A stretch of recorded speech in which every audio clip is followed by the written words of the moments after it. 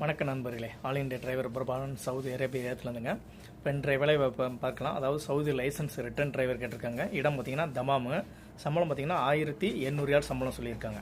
அதாவது licence return டிரைவர்கள் Saudi அரேபியாவுக்கு தமாமுக்கு தேவை. சம்பளம் பார்த்தீங்கன்னா 1800 ரியால் சம்பளம். இதோட செலவு பார்த்தீங்கன்னா விசா டிக்கெட் ஸ்டாம்பிங்கு 65 ரூபா சொல்லியிருக்காங்க. சென்னையிலேருந்து ஃப்ளைட்டு, அதாவது விசா டிக்கெட் ஸ்டாம்பிங்கு சென்னையிலேருந்து ஃப்ளைட்டு 65 ரூபா சொல்லியிருக்காங்க. அதுக்கடுத்து பார்த்தீங்கன்னா ஜித்தாவுக்கு கேட்டிருக்காங்க. சவுதி லைசன்ஸ் ரிட்டர்ன் டிரைவர் ஜித்தாவுக்கு கேட்டிருக்காங்க. அவங்களோட சம்பளம் 1800 ரியால் சம்பளம். இதுலேயும் பார்த்தீங்கன்னா விசா டிக்கெட் ஸ்டாம்பிங் எல்லாமே பண்ணி கொடுத்துருவாங்க. சென்னையிலேருந்து ஃப்ளைட்டு. அவங்களுக்கு செலவு பார்த்தீங்கன்னா இதுக்கும் 65,000 ரூபா.